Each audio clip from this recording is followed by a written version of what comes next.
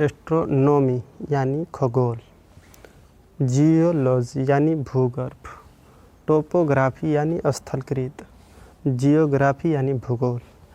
यानी भूगर्भ माने पृथ्वी के भूगर्भ के अंदर के बारे में पढ़ना, स्थलकृत यानी स्थल के बारे में पढ़ना है, भूगोल यानी समस्त जो चीज़ मतलब है पृथ्वी पर उसके भूगोल में पढ़ना है। ये सबसे पहले बार हम आइए हम पहले समझते हैं। यानी गैस, जितने भी धूल कण बादल दिखाई देता है उसे हम गैस, वो क्या होता है, एक पहला चरण होता है क्या, तो आप देखे होंगे कि पर लगाने लगता है तो वो निहारिका बन जाता है। आप लोग देखे होंगे कि गर्मी के मौसम में यानी मैदानी क्षेत्र में भंवरे उठता है गोल गोल।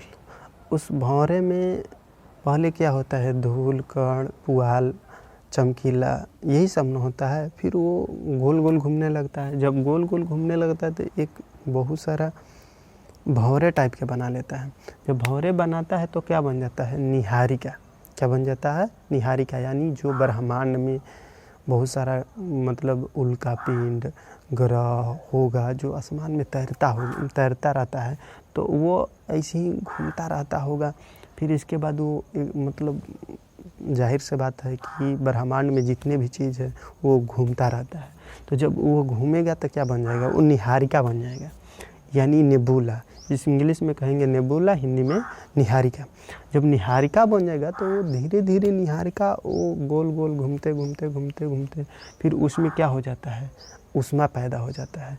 यानी हीलियम के मिलन हाइड्रोजन में हो जाता है। कौन विधि, तो नाभिकीय संलयन। नाभिकीय संलयन से हीलियम प्लस हाइड्रोजन मिल जाता है एक दूसरे में। जब हीलियम हाइड्रोजन जब मिलेगा तो उसमें तेज़ी से क्या होगा, ऊष्मा पैदा होगा। जब ऊष्मा पैदा होगा तो वो चमकने लगेगा। जाहिर से बात है वह चमकने लगेगा। आप लोग देखे होंगे, हम लोग अब गर्मी के मौसम में चाहे हम लोग कहीं घूमते हैं, ऊपर आसमान की ओर ताकते हैं तो देखते हैं कि बहुत सारा तारा चमकता रहता है। और गर्मी के मौसम में खासकर आप देखे होंगे एक बादल के पट्टी जैसा बना हुआ रहता है। लेते थे और ये छावरा उगल बा तो छावरा नहीं रहता है वो, मतलब जितने भी ग्रह हैं वो एक सीक्वेंस में दिखाई देता रहता है। ठीक, फिर क्या बन जाता है, निहारिका। निहारिका में जब नाभिकीय संलयन होता है तो नाभिकीय संलयन होता है तो उसमें ऊष्मा एक आग पैदा होता है। आग पैदा होता है तो क्या बन जाता है, तारा यानी स्टार बन जाता है। स्टार बन जाता है तो स्टार में क्या होता है, हीलियम के हाइड्रोजन में क्या होता है, नाभिकीय संलयन। जब नाभिकीय संलयन होगा तो उसमें क्या होगा, चमक पैदा होगा। चमक पैदा होगा तो किस अवस्था में हो जाएगा, तब प्लाज्मा अवस्था में। एकदम प्लाज्मा अवस्था में चमकता हुआ दिखाई देने लगेगा।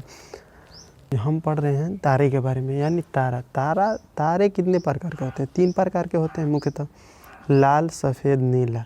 जब तारा का कम मतलब तापमान रहेगा तो वो लाल दिखाई देगा, मतलब जब उसका कम तापमान रहेगा तो लाल दिखाई देगा। फिर उससे थोड़ा हाई होगा तो मध्य जब होगा तो सफ़ेद दिखाई देगा। और जब अधिकतम हो जाएगा तो नीला दिखाई देने लगेगा। अरे नहीं, कोई के धीरे से एक दवन मारिएगा तो थोड़ा तनकी मुस्का के रह जाते हैं, थोड़ा दूसर का दवन मार दीजिए तो खिसी आ के काहे मरले हो, तब तीसर का दवन लगा दीजिए तो उठा के पटकिए देगा तुमको, मारेगा। इसी तरह ये है, जब रहेगा पहला दवान तो कैसा दिखाई देगा, लाल, और फिर इसके बाद सफ़ेद, और फिर इसके बाद नीला। इसीलिए देखिए सोच समझ के झगड़ा वगैरह नहीं करना चाहिए। ठीक, तो तारा, जब फिर तारा की आयु ख़त्म हो जाएगा धीरे धीरे। मान लीजिए कोई भी चीज़ है, कोई भी हैं लोग, तो पहले लाते हैं नया रहता है तो कितना उसको एकदम अच्छे से रखते हैं, फिर धीरे धीरे उसका क्या होने लगता है, या वो ख़त्म होने लगता है। और देखे होंगे जब शादी होता है तो खूब एकदम ताम झाम में रहते हैं। धीरे धीरे जब पुरान होने लगता है तो आप समझिए। फिर इसके बाद लाल दानो और लाल दानव बन जाएगा। लाल दानव में क्या हो जाता है कि सूरज के या मतलब सूरज की ऊष्मा धीरे धीरे ख़त्म होने लगता है, यानी याऊ ढलने लगता है, उम्र ढलने लगता है, तो क्या बन जाता है? लाल दानव। लाल दानव बनता है भाई। लाल दानव के बाद क्या बनेगा? श्वेत बामन। फिर श्वेत बामन से बन जाएगा लाल बामन।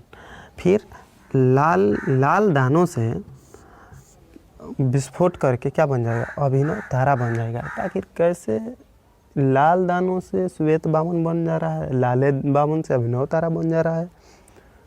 तो 1.44 से 1.44 से अगर छोटा रहेगा तो क्या बनेगा?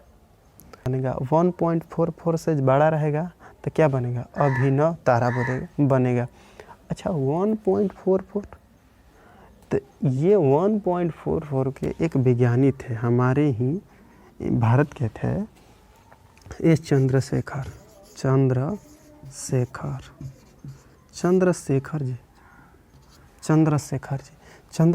जी ने 1.44 एक सीमा बनाए, बतलाएं कि अगर हमारे सूरज जो है उससे 1.44 उसके द्रव्यमान से 1.44 अगर छोटा रहेगा तो श्वेत बामन बन जाएगा, और 1.44 से बड़ा रहेगा तो क्या बन जाएगा?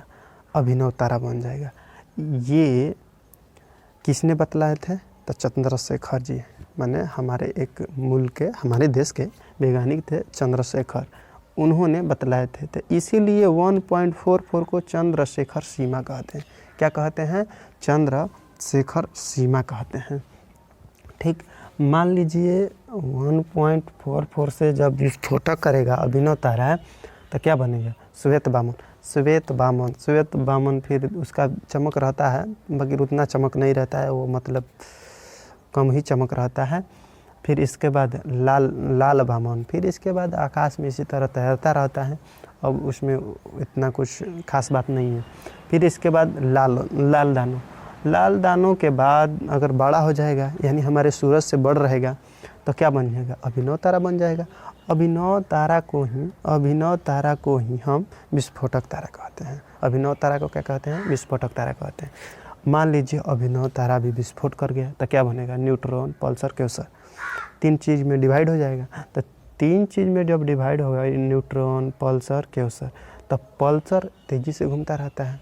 आप लोग भी देखे होंगे, बिहावा में मिलता है तो कितना एकदम खूब धके चलाता है ना, जब गिर जाता है तो कूल एकदम।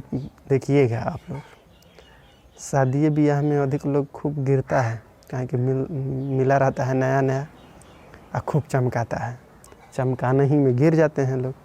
तो इसीलिए भाई दहेज मत लीजिए, दहेज लेना नहीं चाहिए।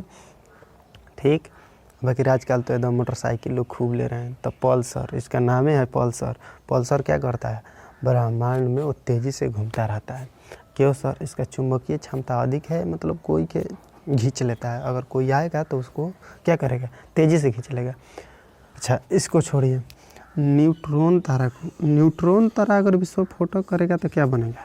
ब्लैक होल बनेगा। यानी ब्लैक होल इतना सघन होता है तो इसका चमक जो है इस पार से उस पार अच्छे से दिखाई नहीं देता है। यानी चमक, यानी कहिए ना प्रकाश दिखाई नहीं देता है। ब्लैक होल इतना सघन होता है कि इसका इस पार से उस पार प्रकाश दिखाई नहीं देता है। ब्लैक होल बहुत ही सघन होता है। अगर उसका एक टुकड़ा अगर एक टुकड़ा छोटा सा अगर टुकड़ा हम पृथ्वी पर गिरा देंगे तो पृथ्वी के 2 भाग में विभाजित कर देगा। इतना उसका जो है ब्लैक होल इतना सघन होता है, बहुत भारी होता है, बहुत भारी। अरे पूछिए मत। अगर मान लीजिए आप लोग ले लीजिए ना, अगर मान लीजिए आप खूब इतना सामान ले लिए लोहा और उसको पिघला कर एक इतना बड़ा लोहा बना दिए, तो समझिए वो कितना भारी होगा। अरे आप देखे होंगे गाड़ी मोटर में के छारा निकलता है, लोग छारा बोलते हैं ना, तो कितना भारी होता है, वज़नदार होता है, बहुत वज़नदार होता है। तो उसी तरह ब्लैक होल होता है, जो देखिए कहाँ से बन रहा है, गैस, नीहारिका, तारा, लाल दानव, अभिनव तारा, न्यूट्रॉन, तब तो बना है ब्लैक होल। मतलब इतना चीज़ को समाहित करके क्या बना है, ब्लैक होल बना है। तो ब्लैक होल कितना भारी होगा। ब्लैक होल पर अभी भी स्टडी चल रही है। ब्लैक होल इतना मतलब होता है कि इस पार के उस पार तारा मतलब कोई प्रकाश दिखाई नहीं देता है, इतना सघन होता है।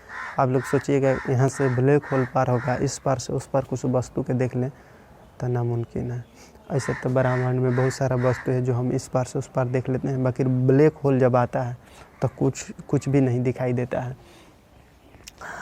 यानी तारा का कितना रंग होता है, 3, लाल, सफ़ेद, नीला। इसको हम क्या कहते हैं, चंद्रशेखर सीमा, अभिनव तारा।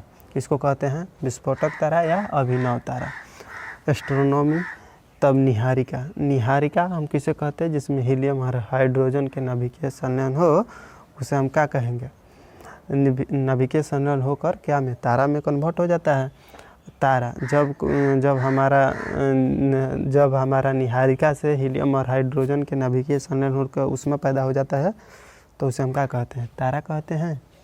आई होप कि आप अच्छे से समझ गए होंगे। नेक्स्ट बार इसका अगला पार्ट आप लोगों को हम डाल देंगे, आप लोग अच्छे से इसको उतार लीजिए।